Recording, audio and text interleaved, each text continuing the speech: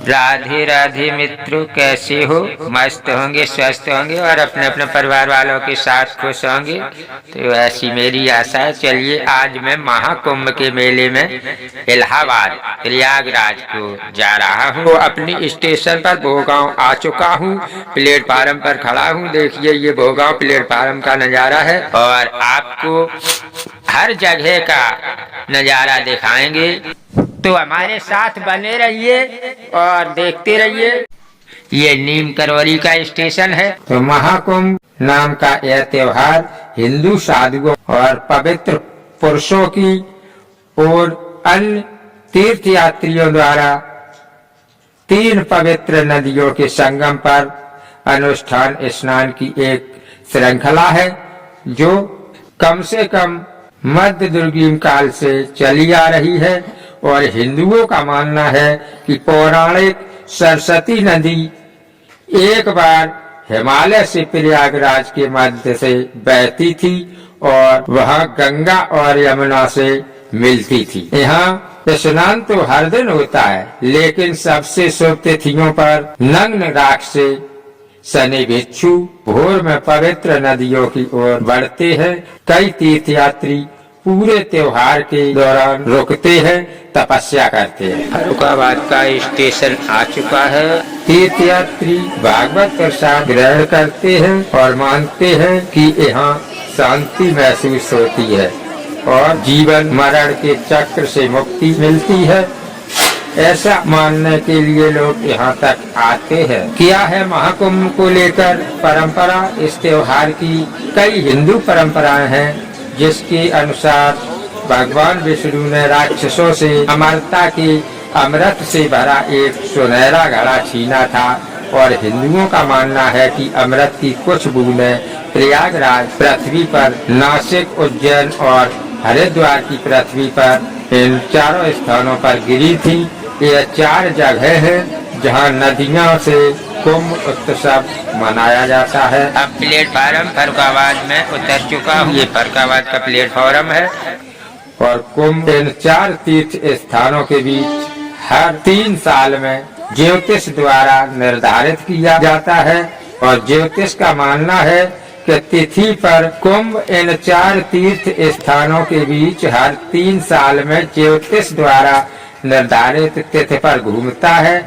इस समय का उत्सव इन सभी में सबसे बड़ा और भव्य है। 2019 में अर्ध कुंभ में 240 मिलियन श्रद्धालु आए थे और जिसमें सबसे व्यस्त दिन पर लगभग 50 मिलियन लोगों ने अनुष्ठानिक स्नान किया था। 45 दिनों के उत्सव में आएंगे 40 करोड़ लोग। यूपी के अधिकारियों के अनुसार पता चला है अगले 45 दिनों में प्रयागराज में कम से कम 400 मिलियन लोगों के आने की उम्मीद है, जो उपयुक्त राज्य अमेरिका की जनसंख्या से भी ज्यादा है।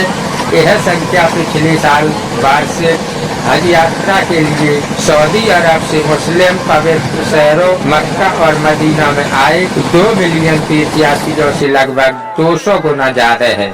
यहाँ उत्सव भारतीय अधिकारियों के लिए हिंदू धर्म, पर्यटन और भीड़ प्रबंधन को प्रदर्शित करने की एक बड़ी परीक्षा है। इस धार्मिक आयोजन के लिए नदियों के किनारे विशाल मैदान और 3000 से ज्यादा रसोई और 1.5 लाख शौचालय से सज्जित एक विशाल टेंट सिटी में बदल दिया गया है।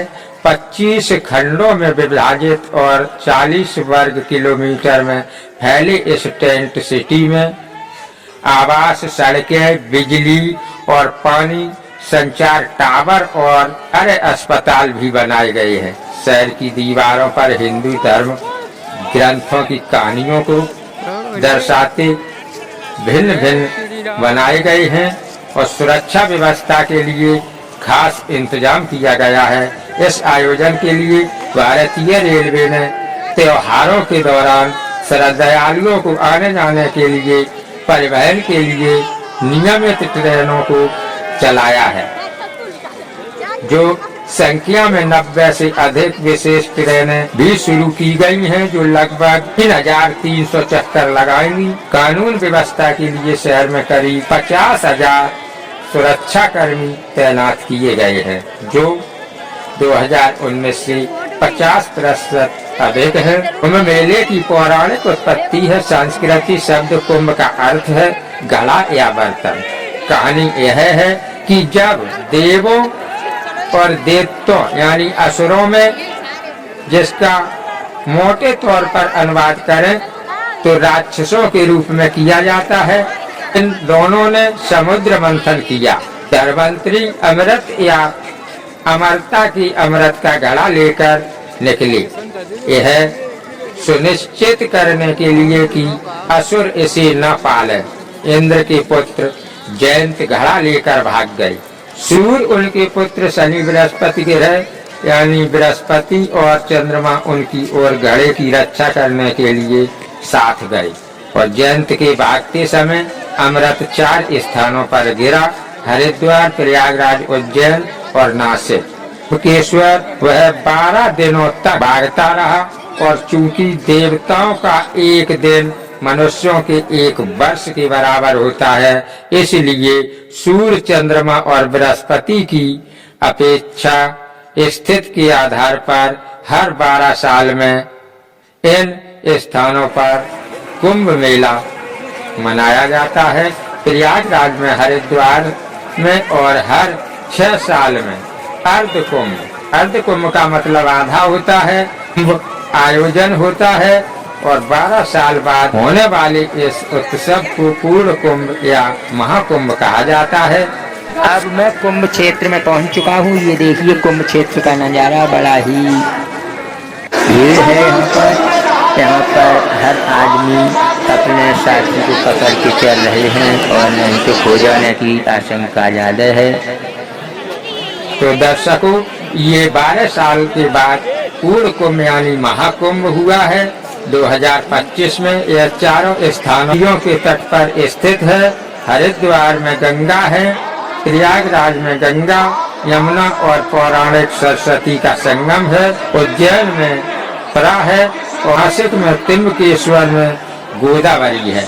इसीलिए ये चारों स्थानों पर मनाया जाता है। माना जाता है कुंभ के दौरान आकाशीय पिंडों विशिष्ट स्थिति के बीच इन नदियों में डुबकी लगाने से पाप धुल जाते हैं और पुण्य की प्राप्ति होती है। कुंभ मेला का स्थान भी वह स्थान भी है जहाँ साधु और पवित्र व्यक्ति एकत्रित होते हैं। साधु अखाड़े काफी उत्सुकता आकर्षित करते हैं, और आम लोग उनसे मिलकर और उनसे कुछ सीख ले सकते हैं। तो अब मैं कुंभ क्षेत्र में पहुंच चुका हूं। ये कुंभ क्षेत्र रहा, देखिए आप कुंभ क्षेत्र का नजारा। हिंदू धर्म में गंगा का महत्व सर्वाधिक है, लेकिन ऐसा माना जाता है भगवान विष्णु के बराह अवतार के हृदय से निकली है, और गोदावरी को अक्सर दक्षिण की गंगा कहा जाता है। कुंभ मेले का स्थान कैसे तय किया जाता है? यह ज्योतिष गणना पर निर्भर करता है। ज्योतिषीय गणना पर निर्भर करता है कि कुंभ मेले में 12 साल के अंतराल का एक और कारण है। बृहस्पति को सूर्य के चारों ओर एक चक्कर पूरा करने में 12 साल लगते हैं। कुंभ मेला वेबसाइट के अनुसार 12 साल लगते हैं जब बृहस्पति कुंभ राशि, जिसका प्रतीक जल वाहक है, कुंभ राशि में, और सूर्य को चंद्रमा क्रमशः मेष और धनु राशि में होते हैं, और हरिद्वार में कुंभ आयोजित किया जाता है। जब बृहस्पति वृषभ राशि में होता है और सूर्य और चंद्रमा मकर राशि में होते हैं। मकर संक्रांति भी इसी अवधि में मनाई जाती है। तो कुंभ प्रयाग में आयोजित किया जाता है। जब बृहस्पति सिंह राशि में होता है तथा सूर्य और चंद्रमा कर्क राशि में होते हैं, तो कुंभ नासिक और केशवर में आयोजित किया जाता है।